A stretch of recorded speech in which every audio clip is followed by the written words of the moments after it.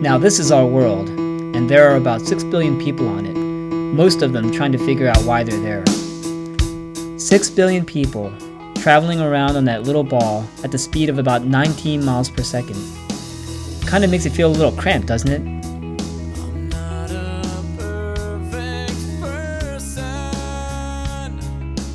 Now the other day I was on my way to dinner with a couple close friends of mine when traffic stopped over the Tacony-Palmyra Bridge. I thought it was just traffic, but it turned out that some girl had jumped off at that instant. Here I am trying to decide what kind of sundubu to order for dinner, and some teenage girl was probably making a decision about whether or not to keep on living. She probably felt like she had nothing left to live for. What she had probably wasn't enough. See, when you're a kid, the world seems wide and vast, but for some people, after a while, the world just isn't large enough. You start to run out of space, and when you run out of space, the pressure just starts to build. So I started thinking, in a land that came to be in the name of freedom, why are so many people losing hope? Are we really as free as we think we are? Or is our dream of freedom really just a dream? This is a documentary about freedom, the number one cause of all non-disease deaths in the world. For all you guys out there, so that we can introduce why having it, or not having it, can kill you.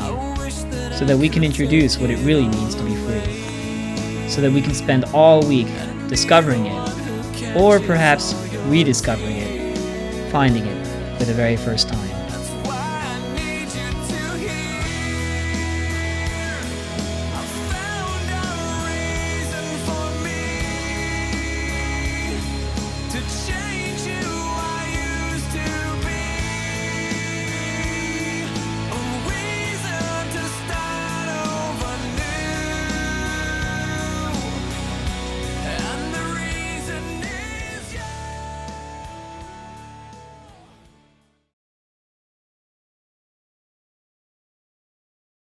I went to a party last Saturday night.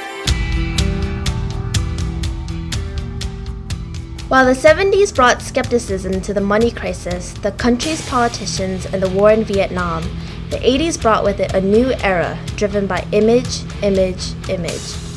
New technologies, MTV, Miami Vice, the big budget movie era, and free agency in professional sports had everyone searching for fast cars, fast money, the one-night stand, and clothing styles that screamed, "Notice me." It was an age of image. Truth no longer mattered. All that mattered was how we could spin the truth to make it look cleaner, sweeter, better, nicer. People stopped living for reality. They turned to the fast life to feel free.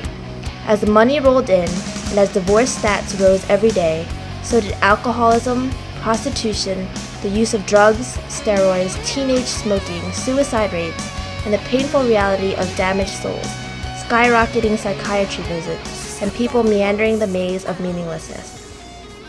Radio was going out, and music videos were the in thing, with Cyndi Lauper, Michael Jackson, and the big hair heavy metal bands like Guns N' Roses, Poison, Metallica, Iron Maiden, and Def Leppard. With the 80s, however, they all faded away, basking in the freedom of wild parties that eventually dried up in the mirror of promise. Image, which once brought freedom, became a desert that eventually enslaved the 80s and left many of tomorrow's parents and politicians still thirsting for a way out. Once people ran out of ways to spin the truth about themselves, they were trapped. We all get caught up in how we look and how people perceive us. The 80s taught us that once you get consumed by your image, your freedom lasts about as long as image does. It's not about what kind of image you have, it's about how much your image has you. Just like every night has its dawn. Just like every cowboy sings a sad song. Every rose has its thorn.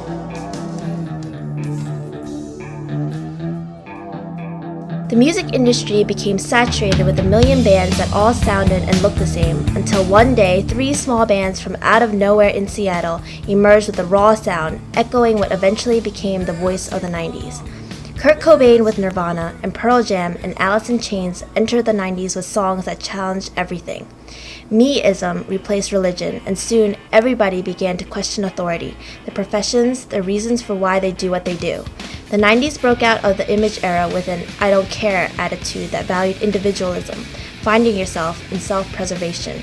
It was a raw cry for help in a world that had little meaning. God didn't seem so close, so people found alternatives.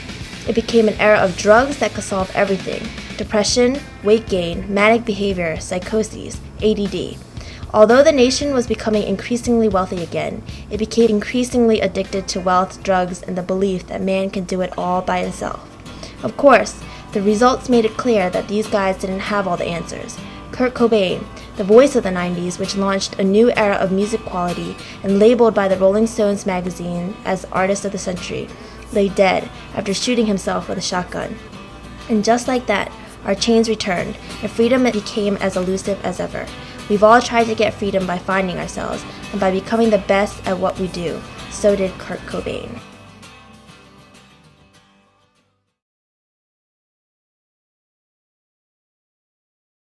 Rebelling from authority, religion, institution, and the image didn't seem to do much for the freedom of the soul. So when Britney Spears came onto the scene, she brought with her a new sense of optimism that said something like, cheer up, stay young, and work it. The carefree attitude of the 90s led to the desire to stay free by staying young, acting naive, and ignoring the pains of the world altogether. We literally saw Britney grow up, from her first album to 4 quadruple platinum albums later, shocking her public with each new video and song. Taking advantage of her girl next door looks, her superstardom transformed her into a new Madonna, pushing the envelope on her dress, relationships, partying, and whatever she'll do to grab the headlines. So let's ask again, is this freedom or enslavement? Our future jobs can be more than just employment. It can be our slave master, if that's where we put our hopes of making our mark. Few are as successful as Britney. She ushered a new wave of teenage stars such as Christina Aguilera and Justin Timberlake, and now has to push the envelope as youth begins to fade with age to capture our attention. I need space. Love. I need me.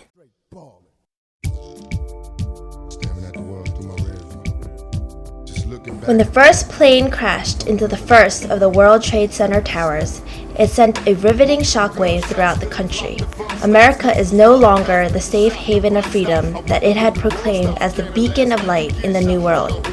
In an era that was already beginning to suffer the expected blows of a low job market and a controversial presidential election, for the first time in its history, America became enslaved by fear. America could be touched. What made it worse was that we couldn't figure out how to catch the people who did it, nor understand the reasons. If we were enslaved by a bubble-bursting optimism in the late 90s, then September 11, 2001 burst America's confidence in all that it was supposed to be. Even if you're a patriot, you wouldn't deny this truth. Terrorism has changed the way we live, what we are suspicious of, and what types of people make us afraid. 9/11 marked the single largest attack on American home soil in its short history. For a short while after the towers went down, people were able to focus again. Money, marriages, the pressures of jobs, and the fast lane lifestyles no longer seemed as critical to the quality of life. However, as the memories of the disaster faded, people returned to the pressures of life without a job, without the ideal spouse, without God. Although thousands poured into churches and mosques, when the airlines opened up again, within a matter of months, life returned with a greater fervor to live to the full while we still have our breath. To this day, the American dream, while becoming a nightmare for a growing population of poor in the United States, has become a dream to pursue individual freedom, one that has yet to be achieved by more than 98% of the country. On top of that, we become gripped by our fears and our biases of race, culture, and language again. And so here we are, the current age. We, as a Pioneer staff, present to you the theme, Free at Last. It can mean a lot of things to a lot of people. Reflect on your idea of freedom, what it means to you, and how you get it. Are you really free? The truth is, no one is a free man all by himself. If that were the case, we wouldn't need any religion. We'd be able to make it all on our own. But if you look deep inside, as ultimately all these stars will in their futures, because if they don't do it, they'll eventually be forced to do so out of circumstance. Right now, this week, that sense of inadequacy or insecurity you have, all your fears, all your desires, the bad ones and even the good ones, all your pursuits to make something of yourself. You think any of those things will make you free? Go ahead, ask the lead singer of Guns N' Roses, or Kurt Cobain, or the last boy band you enjoyed like 5 years ago. Go ask Madonna or Magic Johnson. Go ask Martha Stewart or Michael Jackson. Ask John F. Kennedy if it's a freer America. Or better yet, ask Martin Luther King.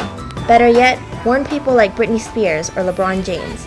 None of the things they sought after set them totally free. They said it themselves. Even the best of us, at our best, can fail or find someone always better than we are. Most of us may die trying to pursue those things still, until our ship hits the iceberg of reality. Many people have paid the price for their desires, thinking that they'd feel free if they pushed the envelope, only to realize they now struggle with guilt, depression, or simply time taking its toll on their image, their fame, their lives, their spirituality. You think there's a way out? There definitely is. But the only way you can really ever be set free is if you first begin to see how enslaved you are. Let's start there. Let's ponder on how enslaved we are, and by what or whom. Take the time today and tomorrow and discuss it over meals and in your cabins. Massage the theme into your brain, but more importantly, massage it into your heart. What does it mean to be free at last? Is it even possible? Or are you just stuck here, just doing what you do? Ladies and gentlemen, you are here for a reason. Some of you are starting to think about it already. If all I have been looking for is really going to throw me into greater slavery, then what are those things? Do you want to be free? I believe that no matter what reason you think you're here for, you're here because the Lord brought you here and is working in your life. To set you free, maybe you'll walk away thinking, I already am free. I don't need anything else. Or maybe these next words are the words you've been waiting to hear your entire life. So, if the Son of Man sets you free, you will be free indeed. We live in a time when everyone wants to be their own master. If we are made to serve, then maybe we are meant to serve the right master, the one that will truly set you free. So think about it. And if you're convinced you need the right master, you can start breathing a sigh of true relief, because maybe, just maybe, you're ready on your way. I'm standing by the base of the Tacony Palmyra Bridge where that teenage girl had jumped off a few weeks ago. It was such a sudden act of desperation. And it makes me wonder, we all like to make, or are tempted to make, acts of desperation once in a while in our lives. Well, we're inviting you here to camp to take that act of desperation, to cry out desperately for a life that is so much fuller than that which you can live right now. And that can only be assured and guaranteed through the gospel of Jesus Christ.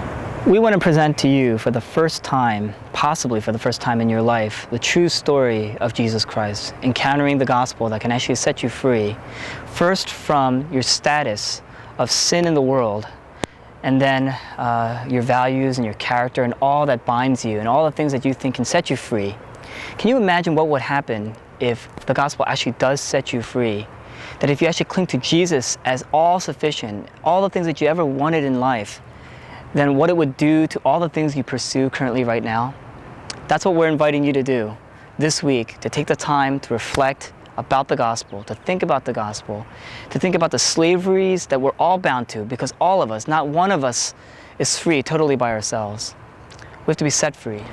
Allow me to personally invite you here this week to do business with God. Some of you may be foreign to that and that you haven't had that experience in a long, long time. Well, we invite you now to come do business with God.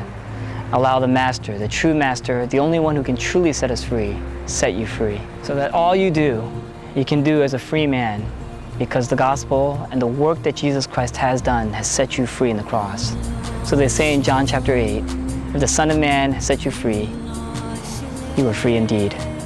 Welcome to Camp Meadowland. The theme this week is Free at Last.